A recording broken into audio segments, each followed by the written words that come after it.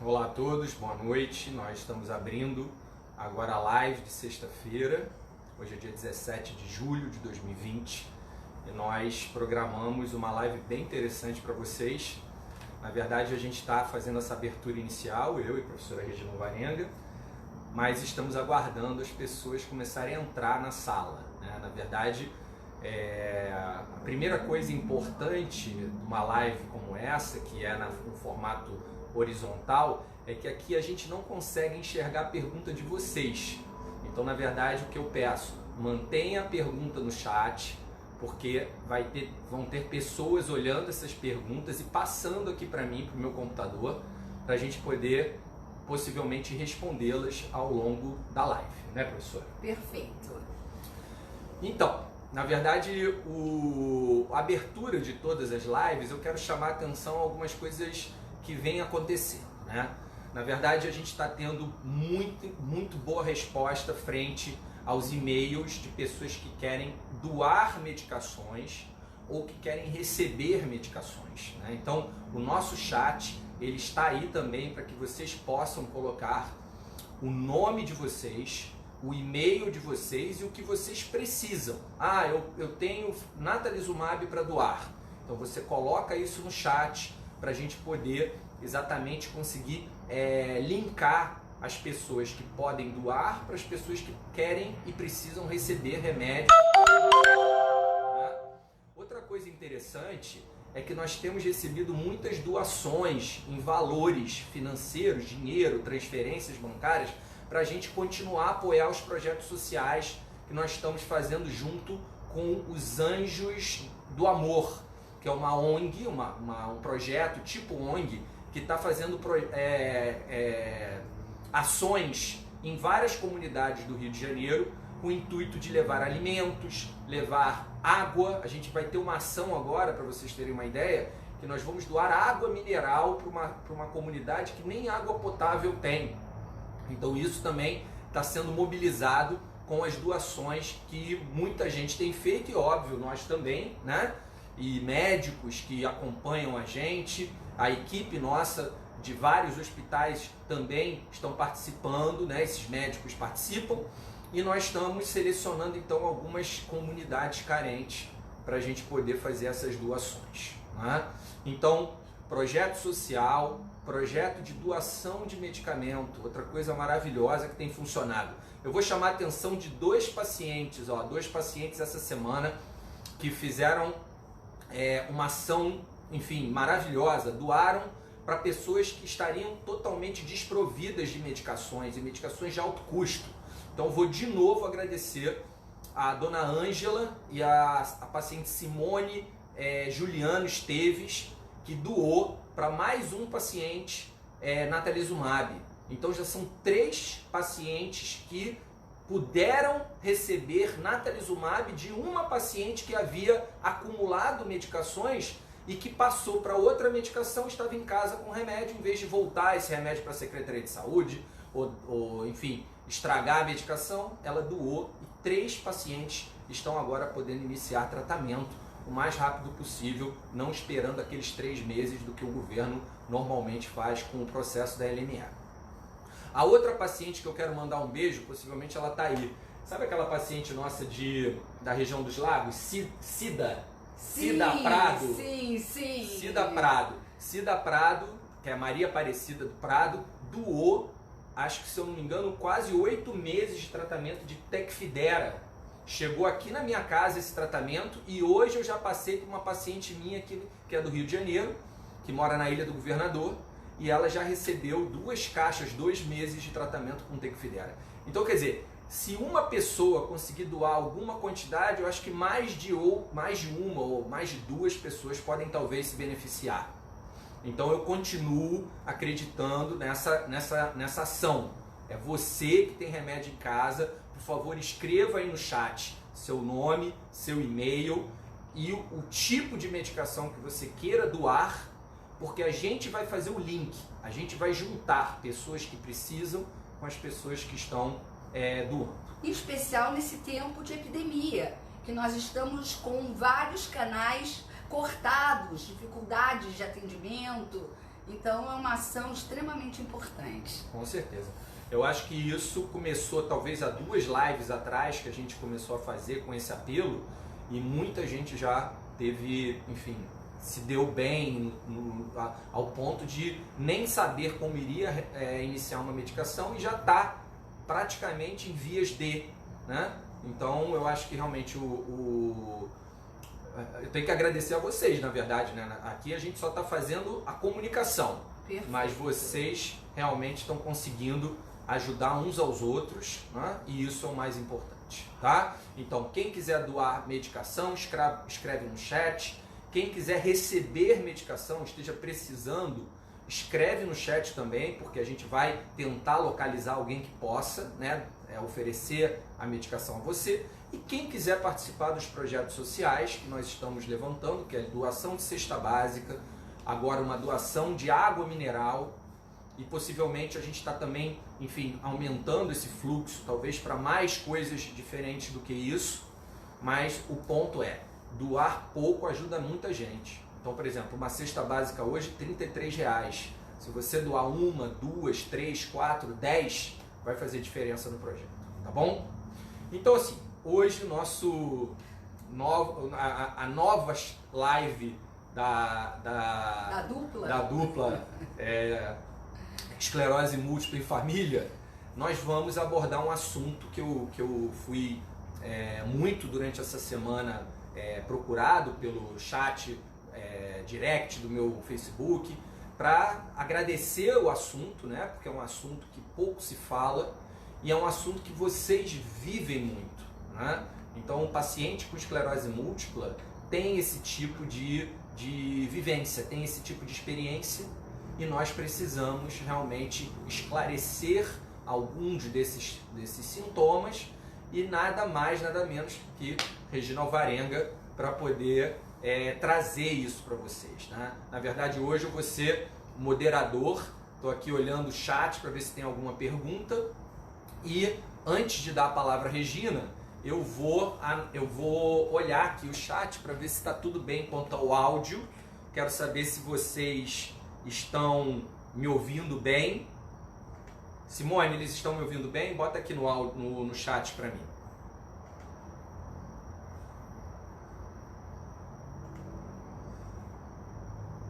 Então, o Shalimar já está me respondendo aqui, possivelmente. Áudio ótimo. Beleza. Shalimar, eu quero te agradecer. Um beijo.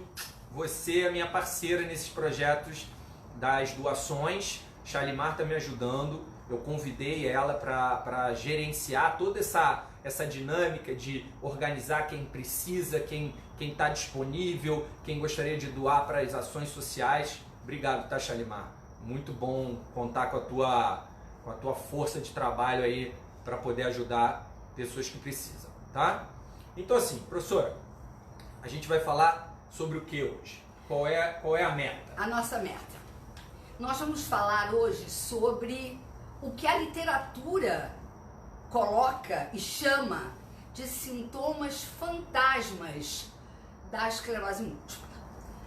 O porquê que esse tema é muito importante? Então vamos primeiro vivenciar o cenário do atendimento do paciente com esclerose múltipla. Então é ele, o seu médico neurologista, os exames complementares. O diagnóstico. O diagnóstico da esclerose múltipla, ele é feito pela história e pela identificação de sinais objetivos ao exame neurológico. Então, se o paciente chega para mim e diz assim, eu estou sentindo a minha perna fraca, eu coloco ele na mesa de exame, verifico a força alterada, examino os reflexos e dou um laudo. Ele apresenta uma síndrome motora em membros inferiores. Ou seja, todo surto, como nós chamamos, é uma manifestação neurológica objetiva. Então, o paciente pode sentir uma falta de força, uma falta de equilíbrio, um distúrbio objetivo da sensibilidade, Nós examinamos e constatamos. Ele sente menos nessa perna do que nessa perna. E o conjunto dessas informações gera não só o diagnóstico, como o acompanhamento do paciente. Então, nós damos medicamentos para melhorar os surtos, damos medicamentos para evitar os surtos. Só que, além desses problemas objetivos, o paciente sente algumas percepções desagradáveis, alteradas, que afetam a vida dele, mas que eu chego, examino e eu não constato. Então, por isso, esses sintomas são chamados de sintomas fantasmas.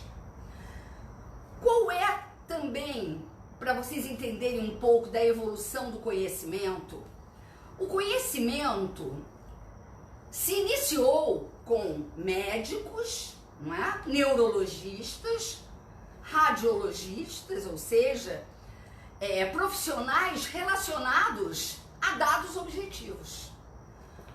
O que ocorre é que nos últimos, talvez, eu diria 20 a 30 anos, talvez menos, 20 anos, uma equipe de profissionais, além do neurologista, passou a fazer parte da equipe que busca conhecer a doença. Então, entraram psicólogos, entraram fisioterapeutas, entraram professores de educação física, entraram um grupo do básico, da imunologia, que eu vou mostrar a vocês que sintomas fantasmas têm relação com a imunologia. Então, esse grupo de profissionais trabalhando junto começou a falar para o neurologista: olha, isso existe e é frequente. E eu vou dar um exemplo para vocês, que é muito claro sobre isso. Todos vocês sabem, e pelo menos a maioria tem a experiência de que o calor é desagradável para vocês. Concordam? Isso é conhecido ao longo do século. O calor ou o frio extremo, eles afetam o paciente com esclerose múltipla. E por que afetam? Porque essas temperaturas extremas diminuem a velocidade de condução nervosa.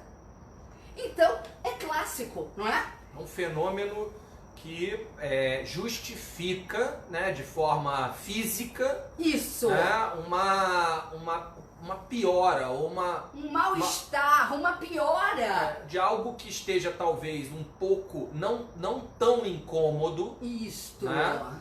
Então, enfim, essa é uma base, né, para vocês que buscam o porquê da coisa, né? Existe um fenômeno físico que é relacionado com esse ponto clássico da literatura em relação à esclerose múltipla, a interferência do ambiente de calor, né? Ou de muito frio. Ou de muito frio. Os extremos que muitas vezes fazem com que os pacientes se sintam piores. Muito pior. E apareçam sintomas que estavam como se fossem adormecidos. Uma das provas disso é um teste curioso que chegou a fazer parte do diagnóstico. É o teste do banho quente. Então, se um paciente entra num banho muito quente, ele pode, durante o banho, apresentar alterações de sensibilidade, alteração visual, até uma perda de força. Porque aquele banho quente está reduzindo a velocidade de condução. Quando ele sai do banho quente, ele fica bem. Não estou querendo proibir banho quente a ninguém. Isso também tem muito a ver com aquelas informações que muitos chegam pra gente e falam assim: o médico que eu fui antes me proibiu de pegar sol, de ir à praia, de ir à sauna. Por quê? Porque ele está se relacionando a essas pioras eventuais relacionados à temperatura quente da água e do ambiente. Então ele dá essa orientação não com o intuito de dizer que a doença está evoluindo com um surto novo ou piorando do seu padrão que já esteja. Na verdade, ele dá essa orientação... Mas, Marcos, isso é uma orientação muito errada. Não, eu concordo que seja. Na verdade, a gente está explicando para vocês que isso é um fenômeno passageiro. Passageiro. Então não é limitar a vida do paciente, é apenas explicar a ele que se ele tomar um banho muito quente, eventualmente durante o banho quente, ele vai sentir alguma coisa, algum fenômeno neurológico. Mas ao sair do banho, aquilo vai desaparecer. Isso. Não é? Então, isso que você está falando, eu acompanhei ao longo da minha vida. São as proibições. Eu já vi médicos dizendo para pacientes que não tome nem Coca-Cola. Eu digo, mas meu filho, qual é a base disso? O que Coca-Cola tem a ver com a sua doença? Ou seja, em relação ao calor, então vamos voltar ao início da história toda. Sabe-se que isso acontece, ok? Que o calor, ele é capaz de momentaneamente criar uma situação ruim. E vocês sabem que por conta desse conceito, até 1990, os pacientes com esclerose múltipla eram proibidos de fazer exercício. Eram proibidos pelo médico. Porque dizia o seguinte, ele vai fazer exercício, ele vai aquecer... E isso vai prejudicar. E ele vai prejudicar a doença dele. E o resultado disso era que os doentes ficavam obesos, limitados, entendeu? Por algo que depois se viu que era exatamente o contrário, que é extremamente benéfico. Mas o que ocorria era essa lenda. Não é lenda, existia realmente uma piora, poderia existir, mas aquilo era temporário, não iria afetar em nada a doença do paciente. Então, até 1990, os pacientes eram impedidos ou inibidos de fazer exercício, né? Porque iriam piorar. De quê? De tudo. Da doença e da fadiga. Então, vamos falar em fadiga. Na década exatamente, em torno de 1990, começaram médicos a criar escalas subjetivas para perguntar ao paciente se ele tinha um sintoma que um ou outro relatava. Uns já relatavam com gravidade, mas ninguém dava bola para eles. Chamavam esse fenômeno, até tem um nome curioso, as grandes séries, neurastenia, que era uma mistura. O paciente chegava, ele dizia que ele estava cansado. Não, isso é um fenômeno psíquico, neurastenia. Muito bem, começou esse grupo a fazer questionários com os pacientes para perguntar a ele, no dia a dia, como é que ele era, como é que ele se sentia. E viram que haviam perguntas que pegavam a fadiga. E aí começaram a aplicar ao paciente. Não é exame neurológico, mas é perguntar a ele como ele estava se sentindo. E esses questionários de fadiga iniciaram uma nova era no conhecimento da esclerose múltipla, porque a fadiga é considerada por grande parte dos pacientes que têm fadiga como a pior das manifestações neurológicas, muitas vezes. Porque ela atrapalha o dia a dia, interfere na qualidade de vida, piora a manifestação neurológica que ela já existe, muitas vezes. E o pior, que ninguém acredita no paciente. Então, o nome sintoma fantasma. Não há um exame que comprove, mas o paciente sente. Agora eu vou falar uma coisa curiosa. Todos esses sintomas fantasmas que nós vamos falar, Marcos, eles existem em pessoas que não têm esclerose múltipla. Porque nós, seres humanos, temos traços de personalidade. Da mesma maneira como nós temos esse aspecto externo, cor, cabelos, nariz, cada um de nós tem traços de personalidade. Então, há pessoas mais ansiosas, há pessoas mais deprimidas, há pessoas que não têm doença nenhuma e são fatigadas. Há mulheres que não têm doença nenhuma, mas têm uma urgência urinária maior. Há homens que não têm doença nenhuma e têm impotência. Então, tudo que nós vamos falar de sintomas fantasmas pode estar em qualquer pessoa.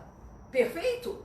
Tanto que esses trabalhos que estudam isso, eles estudam um grupo de pacientes e um grupo de controles saudáveis. Então, quando se aplica, por exemplo, a escala de fadiga num grupo exatamente igual, pareado, por sexo, idade, profissão, eles não têm esclerose múltipla, mas esses têm. Um grupo daqui tem fadiga, o grupo daqui tem fadiga, um grupo daqui tem depressão, um grupo daqui tem depressão, um grupo daqui tem insônia, um grupo daqui tem insônia. Mas o que acontece? Os pacientes com esclerose múltipla têm mais. Perfeito? Então... Não é impossível achar esse tipo de fenômeno evidentemente, em pessoas saudáveis. Né? Exatamente. Como até parte do seu próprio temperamento. Que não é doença, é temperamento. A pessoa nasce com ele e vai morrer com ele. Agora, evidentemente, se você tem um temperamento ansioso, a doença te é mais dolorosa. Não é? Sem dúvida. Se você tem um traço de depressão, você vai sofrer mais, não é? Claro, é um impacto não dá para quantificar em cada pessoa isso. Qual é o impacto que essa doença vai ter na sua qualidade psíquica. Essa ou qualquer outra doença, não é? Nós estamos, no caso, falando de esclerose múltipla. Com certeza. Mas os fatos da vida, brigou com o marido, não é? Perdeu o emprego. Então, como isso a pessoa absorve, não é? É algo... muito individual. Isso. Né? Agora, não há dúvida, meus amigos, de que do que nós vamos falar agora, e eu vou falar, dar assim, maior ênfase à fadiga, é real. Não é obrigatório. Porque às vezes eu tenho pacientes meus que leem o Google e falam assim, mas doutora, o que é fadiga? Eu disse, meu filho, se você tivesse, você sabia. Então não é obrigatório a pessoa ter. Então é o primeiro ponto. Outra coisa importante, essa fadiga da esclerose múltipla, ela pode ser ligada, por exemplo, à época do surto. Então é a fadiga do surto. Então o paciente se sente, ele está com uma alteração motora na perna, mas ele se sente cansado. Extremamente cansado, incapaz. Isso, então... Né? Apesar do déficit ou do problema motor, como ela ser na cita, perna. Ser na perna e não às vezes ser tão intenso. Não é aquele surto em que a perna para completamente. Não precisa ser assim para coexistir. Isso. Né? Uma manifestação motora ou sensitiva ou qualquer que seja, associado a também fadiga. Né? Não são todos, mas eu estou mostrando a vocês a possibilidade da fadiga ocorrer. Bom, essa fadiga que ocorre durante o surto, ela vai passar quando o surto passar, não é? E ela deve ter uma base imunológica. Da mesma maneira que você tem uma inflamação, no caso localizada, você está com um mecanismo inflamatório. Então isso é uma das hipóteses de que haja uma desregulação inflamatória e que justifique também a presença de fadiga. Agora, a outra fadiga não tem nada a ver com surto. A pessoa está tratada, está medicada, e mais ainda, ela não tem incapacidade. Esse é um ponto talvez crucial nessa discussão, né? Porque a gente pensa que o fadigado, né, o esclerose múltipla perfil de paciente fadigado, é aquele paciente que é mais restrito. Né? A gente se compara, né? O paciente se compara ao outro. Pô, eu tenho uma fraqueza na perna, o outro não tem, o outro anda de muleta, o outro não anda. E a gente sempre acha, ou tem uma falsa ideia, falsa percepção de que os mais comprometidos, do ponto de vista motor principalmente, era o que teria paralelamente ou associadamente um grau de fadiga maior. Exatamente. Né? E aí a ciência vem para derrubar. Né? Desde o primeiro estudo que aplicou a tabela de fadiga, ele já viu que não havia uma relação com a incapacidade direta. Desde o primeiro estudo. E do nosso grupo, nós temos um outro participante, que é meu outro filho, que é professor de educação física, se chama Elcio Alvarenga Filho. Ele fez mestrado, doutorado, trabalhando em fadiga. E a tese dele foi extremamente interessante, porque ele analisou apenas pacientes sem incapacidade. Então, os pacientes tinham uma vida normal. Imagine esse grupo, né? Isso! Imaginem vocês. Muitos me vêm à cabeça, né? Mas pessoas que estão fisicamente muito bem, né? Fisicamente aptas a andar, correr, treinar, malhar, nadar, fazer tudo, né? Que vão ao Marcos, ele examina e ele fala: seu exame neurológico está normal. E eu falo a mesma coisa. Então, foi avaliado um grupo de pacientes que talvez muitos de vocês até tenham participado dessa pesquisa, que não tinham nenhuma incapacidade. E esses pacientes foram submetidos a teste de marcha, a testes cognitivos, eles estavam 100%. Pegou-se um grupo controle, que eram pessoas da mesma idade, se eram universitários, os outros também não eram, fizeram os mesmos testes. E o que é que aconteceu? Os pacientes sem incapacidade, 40% deles tinha fadiga. E o outro grupo, 15%. Então, 2 tabelas de fadiga foram aplicadas e nas 2 havia marcadamente a presença de fadiga. Ou seja, a fadiga, meus amigos, não está relacionada à presença de sinais neurológicos objetivos.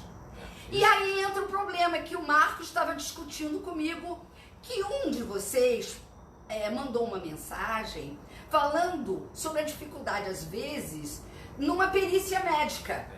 Esse é um ponto que eu vim, durante a semana, recebendo vários questionamentos de como a gente poderia facilitar, né, que o perito, né, como que ele compreenderia esse tipo de situação, né? Um paciente que às vezes está fisicamente bem e a gente quer encostar o paciente não tem condição de cumprir a rotina que previamente era cumprida de forma habitual, né? Porque tem sintomas fantasmas. Porque tem um sintoma fantasma mais clássico, que é a fadiga. Que seria a fadiga, né? Essa é uma situação difícil, porque a perícia tem um olhar diferente de um médico especialista. É claro que, muitas vezes, eu sempre digo ao paciente: olha, eu não sou a perita, eu sou sua médica. Eu vou botar no laudo o que você tem, o que você sente. Agora, o perito, ele interpreta também. Então, um divisor de águas difícil, não é? Mas que nós, médicos, neurologistas, percebendo que aquilo está realmente afetando o paciente, aplicando testes, mostrando que existe, cabe a nós mostrar isso no laudo. A ideia de um laudo com considerações bem direcionadas a fenômenos como fadiga ou outros que a gente vai comentar, realmente deve ser essencial para que o perito possa se convencer, né? Porque imagina se você tem fadiga, mas o seu médico nem cita isso no laudo. Porque e você chega... Ele nem digamos, valoriza. Porque isso também é uma questão que vocês têm que ver também o olhar do neurologista, porque ele está na sua prática buscando Sinais objetivos. Sinais que realmente qualquer médico Isso. poderia basicamente fazer um exame rápido e poderia confirmar, olha, a perna tá fraca, ó, a perna tá fraca. Aí mesmo. o perito examina, a perna tá fraca. Né? Então isso é uma discussão, eu concordo, muito complexa, porque assim, nós acreditamos que isso ocorra. Perfeito. E homologamos isso nos laudos. O problema é realmente quanto o perito, né, isso vai impactar ou não numa decisão, né? Exatamente. O perito ele está ali para definir coisas que a gente não está apto exatamente a, né, confirmar ou não confirmar, ou deixar prorrogamentos ou não. Isso. Né? Então fica realmente na mão de pessoas que às vezes não dominam, né, o conhecimento da doença. Talvez a própria lei não esteja adequada a isso, porque a lei é assim, qual a incapacidade que a pessoa tem, não é verdade? Então, a própria lei gera muito em termos objetivos, né? Um segundo sintoma que me vem assim à cabeça, que ocorre em muitos pacientes, são os lapsos cognitivos. Então, deixa eu dizer uma coisa para vocês. A esclerose múltipla por si não é uma doença que demencie, não é? Não é. Ela é uma a expressão demência, basicamente, é usada para doenças corticais, como Alzheimer. O paciente com esclerose múltipla, ele vai estar orientado, ele sabe quem ele é, ele reconhece as coisas, ele sabe lidar com dinheiro, não é? Mas ele, por ele ter focos subcorticais, ele pode ter alguns lapsos cognitivos. E na dependência do seu trabalho, da sua função, isso pode interferir fundamentalmente ou não, não é? Então, um outro sintoma cognitivo que precisa de testagem, quando há dúvida, Isso que a professora está levantando é tema de uma das perguntas que foi feita agora pela Jamile, que está vendo a gente aí no chat. Ela disse assim: professora, existe exames que detectam a perda de memória ou a perda cognitiva em esclerose múltipla? Pois é. Veja bem, eu vou contar uma coisa rapidinho. Quando nós começamos a estudar a esclerose múltipla, nós aplicamos a tabela do Kurtz, que é a que o mundo inteiro usa. Eu expliquei na outra live para vocês que era o EDSS. O EDSS. Né, que quantifica o grau de incapacidade e o grau de disfunção. E havia um item que era disfunção cognitiva. Eu apliquei numa série, foi nosso primeiro trabalho, do ponto de vista neurológico. O que é do ponto de vista neurológico? É isso que nós estamos conversando. O paciente, ele sabe quem ele é, ele fala, ele compreende, ele escreve. Então, a nossa porcentagem de alterações deu 5%. O trabalho original do Kurtz, que foi feito numa série enorme da Marinha Americana, deu sabe quanto? 5%. Quando entrou o grupo da psicologia, e um marco foi um estudioso da década de 90 chamado Rao, R-A-O, que começou a aplicar testes mais específicos, a porcentagem subiu nos trabalhos, e até em trabalhos nossos que nós fizemos posteriormente, a 40% a 50% de alterações nas testagens. E agora, há um outro lado. Nem sempre você não ir bem num teste significa obrigatoriamente que aquilo está interferindo na sua vida. Esse é um ponto fundamental, né? Isso. Porque assim, às vezes a gente por pesquisa faz testagens e pacientes que falam pra gente que não tem nada. que aquilo não está afetando em nada a vida dela. Eles não têm queixa cognitiva. Não Quando tem a gente queixa. aplica esses testes, às vezes a gente nota algumas coisas. Isso. Né? Só que funcionalmente, Isso. esse paciente é capaz de manter a sua função profissional, a sua Na função dependência dele. do que é a função profissional, da exigência, não é? Então, nós Isso é muito direcionado ao perfil do que se exige do paciente, né? Eu tenho muitos pacientes que são médicos, né? Eu tenho pacientes que são dentistas, né? Então, para um paciente médico, um paciente dentista, principalmente o dentista, precisa de habilidade manual. Qualquer problema de motor e sensibilidade. Na mão, para ele é o caos, Isso. né?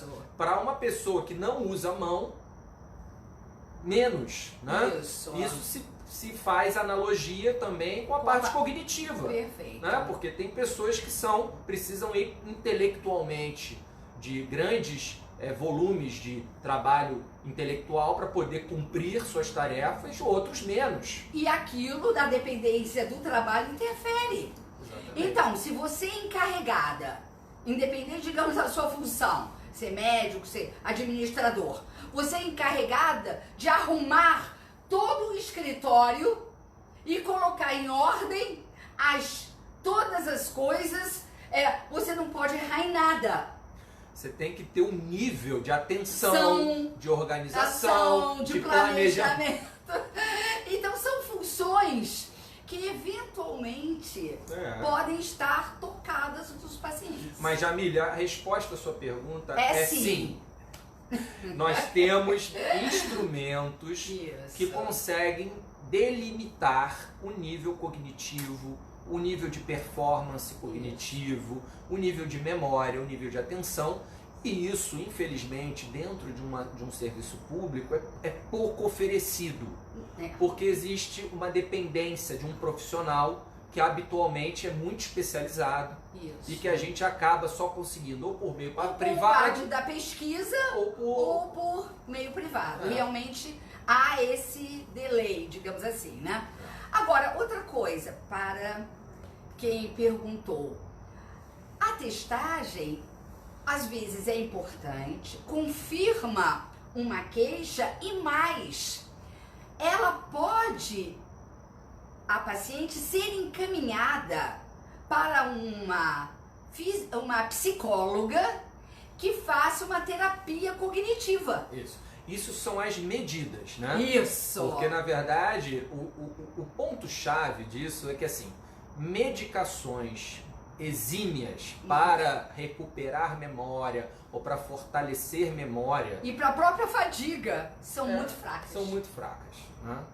Então, assim, falando de memória, né? A professora está lembrando que, atualmente, o que é mais recomendado são as reabilitações cognitivas, que são exercícios. Exatamente. Que você, como se você fosse exercitar um músculo, exatamente, você exercita o cérebro. Então, se a psicóloga identifica que você tem uma deficiência em uma determinada função, ela vai dar exercícios que estimulem você a superar aquilo. Da mesma forma que agora, voltando à fadiga. Uma vez você detectando que há fadiga, você tem medidas que podem melhorar a fadiga. Isso é outra pergunta do chat, professora. Isso. Estão perguntando assim, quais são as medidas para melhorar a fadiga? Isso. Né? E essas medidas são, hoje, assim, medicamentos, existem alguns, mas que não há uma evidência de que eles realmente atuem. Há pacientes que até melhoram, há outros que aquilo é indiferente. No Brasil, a gente tem um pouco de limitação para alguma das opções terapêuticas para fadiga. E atualmente o que mais a gente usa é uma medicação que muitos de vocês tomam, que é a amantadina. Isso. Que é o Mantidan. Né? Muitos pacientes que têm fadiga, nós tentamos oferecer a amantadina como uma possibilidade de melhora ou reversão do grau de fadiga. Mas principalmente as pesquisas têm mostrado que os exercícios físicos regulares era isso que eu ia falar. São completamente indicados para que você consiga vencer fadiga. Melhorar. Né? Então, vamos voltar àquele início que eu estava contando a vocês. Então, olha o avanço do conhecimento. Até 90, diziam para os pacientes, não faz exercício. A partir de 90, criaram-se recomendações. E foram cada vez mais vendo que exercícios são benéficos. E mais ainda, exercícios modificam a própria imunologia. Isso é muito fantástico. Então, não é que lá vai fazer exercício porque... É porque a gente pensava que você ganharia no exercício resistência cardiovascular. Que isso é óbvio, né? Você foi se exercitando, você tem condição de desenvolver uma emagrece. árvore. Exato, melhora da composição corporal, perda de massa gorda, condicionamento muscular. Mas além disso, existe um impacto em marcadores inflamatórios. Então, quer dizer, além de você movimentar toda a parte, enfim, cardiomuscular, muscular, metabólica, você também está modulando o seu sistema imune para um ambiente mais anti-inflamatório. Exatamente. Então isso é a chave. Na verdade, se conseguiu linkar, né, uma atividade física que antes era proscrita, isso, a uma atividade física indicada e mais com base em repercussões imunológicas. Então, realmente, fadiga hoje, o ponto crucial é a estimulação à atividade física, sem dúvida. E a parte cognitiva é a mesma coisa. É a terapia cognitiva. Terapia cognitiva e a parte física também vai poder melhorar. Porque assim, gente, a gente tem conversado muito disso nos encontros que nós vamos fora do Brasil. Os pacientes envelhecem. Né? Os pacientes não, todos Todo nós. mundo. Infelizmente. Todos nós envelhecemos. Né? Então, se a gente envelhecer com qualidade, a gente vai ter menos impacto dessa doença. Porque, na verdade, se a gente envelhecer de forma ruim, outras coisas vão acontecer e vão prejudicar vascularização cerebral, vascularização, metabolismo neuronal. Então, tudo isso, se você tiver uma boa qualidade de vida, boa alimentação, enfim, não vou entrar em detalhes em que tipo de dieta, esse é tema da semana que vem. Mas, se você pensar que você é um organismo, que você vai ao longo da vida precisar ter boa qualidade para ter funções funcionando de forma correta, você não pode pensar só na esclerose múltipla. Perfeito. Você tem que pensar em tudo, você tem que envelhecer com qualidade. Né? Vamos passar, professora, para uma situação. Né? A gente falou da fadiga, a gente falou de déficit de memória, existem também os fenômenos de dor. Né? Dor é uma coisa, já tem até aqui uma pergunta no chat, dor. Né? Dor é uma coisa que tira o indivíduo do sério. Né? Fala um pouco de dor. O que você vê habitualmente em relação a dores e esclerose múltipla? Em relação à dor, eu me reporto ao como eu comecei o assunto. Existem indivíduos com baixo limiar de dor. Existem indivíduos com alto limiar de dor.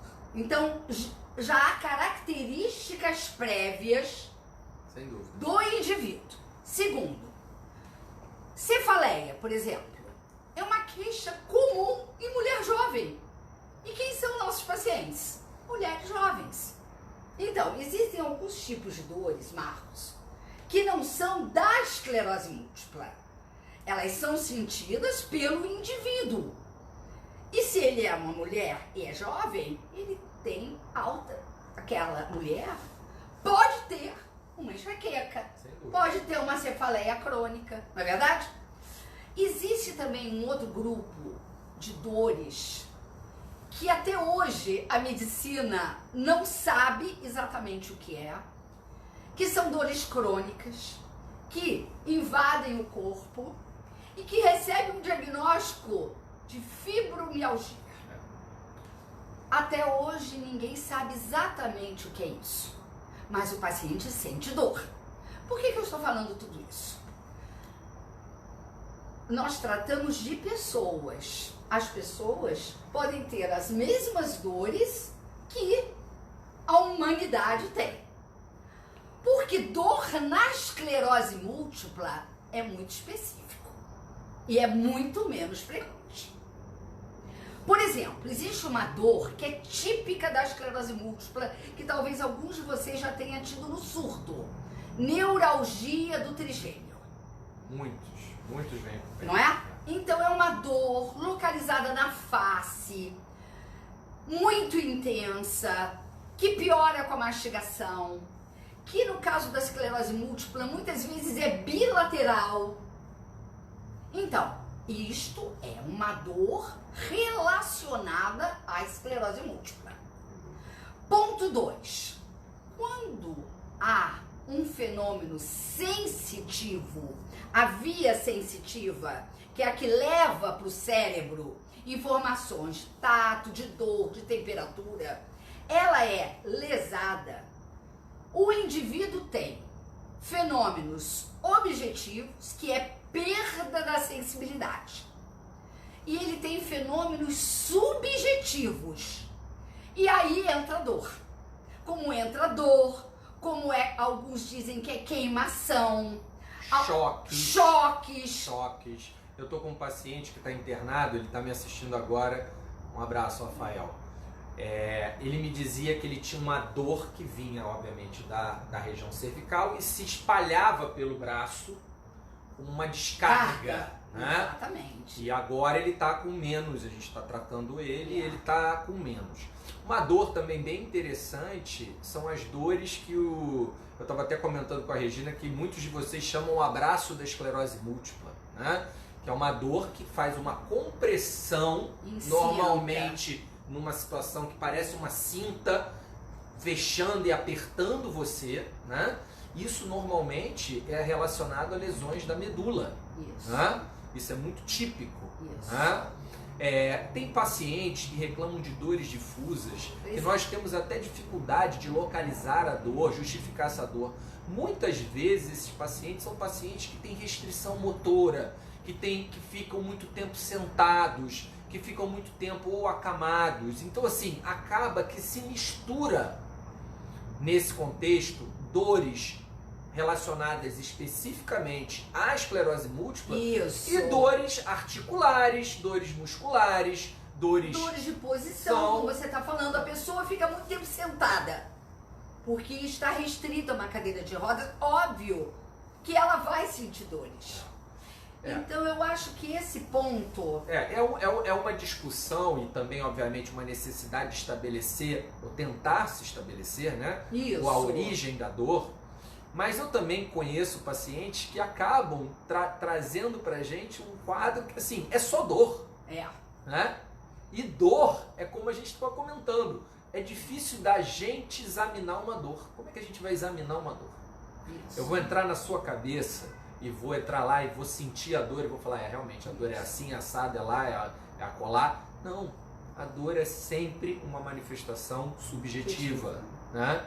E é difícil, muitas vezes, a gente conseguir agrupar tantos tipos de dores diferentes, julgando elas como sendo exclusivamente de esclerose múltipla. Né? Eu acho que esse ponto é muito importante. Então nós devemos tentar explicar isso para o paciente. Olha, essa dor que você está sentindo é relacionada a essa disfunção sensitiva, sim. Agora, esse outro, a dor, não está relacionada à manifestação neurológica. Eu tive muitos pacientes, olha, qual é a dor talvez mais comum, talvez depois de dor de cabeça? É dor lombar, todo mundo tem dor de coluna lombar. Aliás, eu vou sentar para cá porque... eu tô doendo. Com licença. Então assim, dor lombar, quem não tem dor lombar? Né? Então fica uma mistura. Isso. Né? Aí, não, mas é lombar, mas tá perto da coluna, da medula, do nervo. E às vezes é uma dor osteoarticular. Isso. Né? Agora, e aí existem várias estratégias. Né? Até agora existe uma nova modalidade de medicações, que são o canabidiol, né? Medicações que estão chegando ao Brasil com mais frequência. Até eu e Regina iremos participar de algumas pesquisas com canabidiol. Já fui convidado hoje para um grupo novo a estabelecer um padrão de pacientes para a gente poder escolher para tratar e ver os resultados. Estão falando muito de resposta à dor e a gente acredita, os dados estão aí, mas a gente precisa oferecer para a esclerose múltipla. Na verdade, o nosso objetivo é esclerose múltipla. Os dados de canabidiol que são mais comuns são para espasticidade, que é a rigidez muscular, né, consequência de um fenômeno motor crônico, né? E aí a gente abre um pouco a porta aí do canabidiol para outras indicações, possivelmente. Dor já está estabelecido em outras doenças, por que não também utilizá-lo para quem não responde às medicações habituais para dor que nós normalmente temos acesso. Perfeito. Então, muitas vezes é necessário, e vejam bem, dor pode ser invalidante. Então, pode estar tudo bem, mas a dor mina, tira o sono, prejudica. A dor prejudica o quê? Prejudica a parte emocional, prejudica a fadiga, prejudica a qualidade mental da pessoa. Isso. Imagina você o dia inteiro sentindo dor. Né? Então, agora, temos que estabelecer... fazer o divisor de águas, não é? Então, a esclerose múltipla, ela não é culpada de tudo isso. Esse que é o problema, não é? Ela pode estar relacionada a dores específicas. E aí vocês vão perguntar, e o tratamento? Se for um surto, vai ser o tratamento do surto, não é? E se for uma dor que saia dos limites do surto, vai ser tratado como dor crônica. Onde nós começamos, mas muitas vezes temos que pedir apoio a médicos que tenham uma clínica de dor. Que eles Existe hoje especialistas só em dor. Porque muitas vezes a dor não responde a uma medicação somente. Isso. Você tem que cruzar medicações. E esse cruzamento de medicações pode chegar até 4, 5 tipos diferentes de remédios. Né? Então você já toma um remédio preventivo, já toma um remédio para alguma outra coisa, já toma remédio para fadiga, aí vai tomar 4, 5 remédios para dor. Então essas decisões às vezes ultrapassam o manejo nosso, né? E a gente tem, obviamente, como recomendar as clínicas ou os especialistas em dor para poder ajudá-los. A próxima, temos 10 minutos ainda, eu gostaria de lembrar vocês, nós temos quase 160 pessoas na sala. Gente, 3 coisas. Quem quiser doar remédio, está em casa com medicações, bota no chat. E-mail, eu quero doar natalizumab, eu quero doar Tecfidera, eu quero doar Fingolimod. Bota no chat, porque a gente vai arrumar uma pessoa que queira essa doação para poder manter o seu tratamento. Próximo lembrete. Quem quiser participar das ações de caridade solidárias que nós estamos fazendo, com doação de comida, doação de água potável, doação de roupas, até pessoas que doam móveis, doam... O que vocês quiserem? Junto a uma ONG. A gente está ligado a um projeto chamado Anjos do Amor.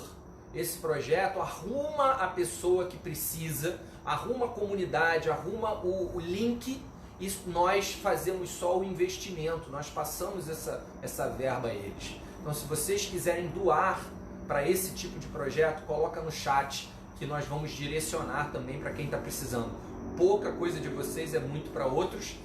A cesta básica que a gente conseguiu, R$33 uma cesta básica. Se vocês puderem doar 1, 2, 3, 10, é fantástico para quem vai receber, tá bom? Então bota no chat, que tem gente olhando o chat aí para poder se comunicar com vocês, tá bom?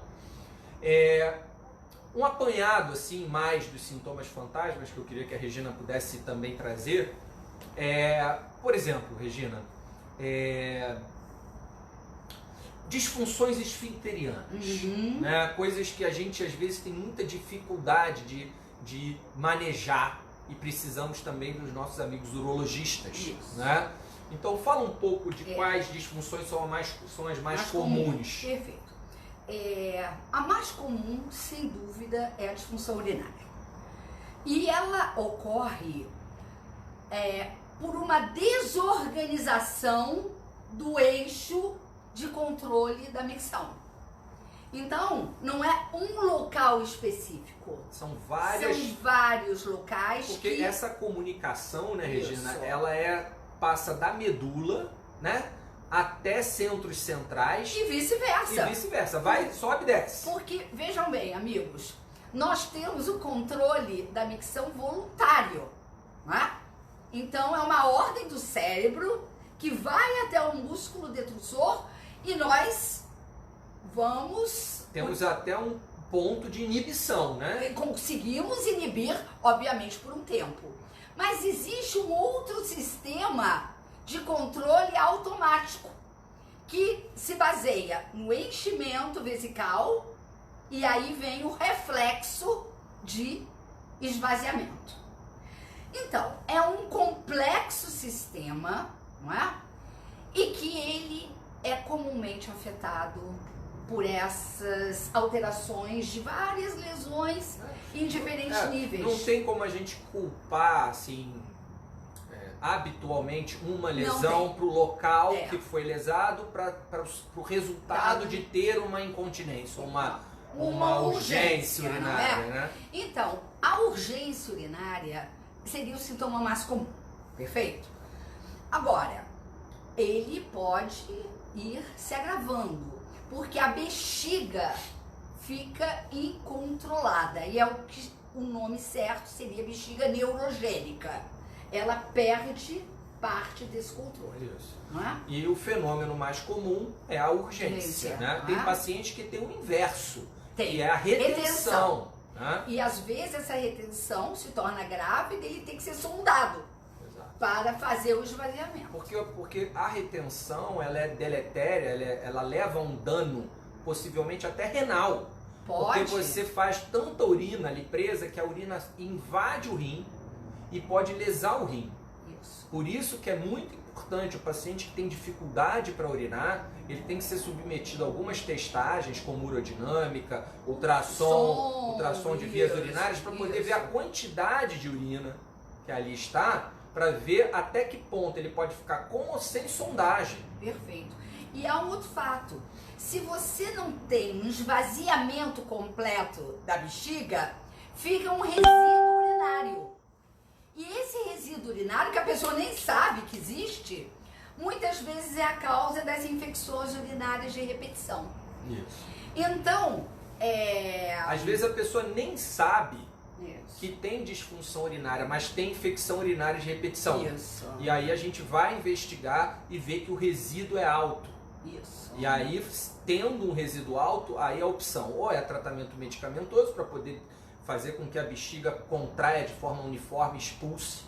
Isso. Ou, se for infelizmente o caso, sondagem intermitente. Né? Para poder tirar o risco. Né? É melhor você fazer um procedimento desse do que você ter risco de uma infecção gravíssima. Infecções urinárias podem chegar a quadros de sepse urinária, né? Que são quadros fatais, podendo ser fatal de infecção urinária. Então, é desagradável, altera a qualidade de vida, não é? Agora, tem que ser visto, tem que ser enfrentado, não é? Nós temos que ter o apoio da urologia, porque passa dos limites do neurologista investigar a fundo. Isso. E outra coisa, da mesma forma que a fadiga, eu ia falar um pouco sobre isso. A urgência urinária gera também uma mudança de hábitos. Uma situação da fadiga é que muitas vezes o doente fala o seguinte: chega uma hora, eu tenho que deitar. Ele tem que procurar deitar, porque ele vai se recuperar.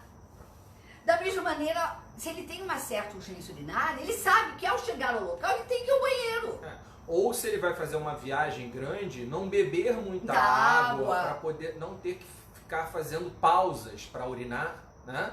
Perfeito. Então, ou usar até, hoje em dia existem N aparatos modernos, que a pessoa nem nota que está com um absorvente maior. Então sabe que vai fazer uma viagem, isso para não ter que parar a cada lugar, para interferir na vida social. Então a pessoa prefere não sair de casa porque ela tem medo, não é? Então é É como se fosse assim, uma adaptação de rotina, junto, obviamente, com uma orientação médica, para que tente minimizar ao máximo. Claro, né? com certeza, com certeza. Gente, nós estamos chegando a 1 hora de live. Eu gostaria de falar mais coisas, mas o que eu vou fazer? Eu vou fazer pequenos vídeos com a Regina. A gente vai postar ao longo da semana algumas coisas para complementar essa live, tá? E eu queria novamente chamar a atenção para quem gostar ou quem puder doar medicações para o seu colega paciente, que coloque no chat o seu e-mail e o seu nome, o tipo de medicação que você queira doar. E quem precisar receber, estou sem medicação, coloca no chat. Porque se a gente conseguir cruzar o dado, você pode vir a receber do seu colega paciente o remédio. E quem quiser doar para fazer alguma ação social, aí é só deixar aí a intenção, quero doar para ação social, a gente vai entrar em contato com vocês. Eu queria agradecer e deixar a professora Regina fechar a live de hoje, tá? Obrigado aí pela audiência, nós estamos sempre, enfim, felizes com a presença de vocês aqui na sala nesse momento. Com certeza, isso é uma oportunidade única de nós estarmos com um grupo grande de amigos, que são os nossos pacientes, certamente, e discutindo pontos que às vezes a gente não tem até nem oportunidade de, numa consulta, nós podermos falar um pouco mais. Então foi um prazer muito grande estar aqui e estaremos juntos em outras oportunidades. Tá bom? Um abraço, bom final de semana. Bom final de semana. Até semana que vem. Tá? Fiquem com Deus. Parabéns pro Flamengo. Ah!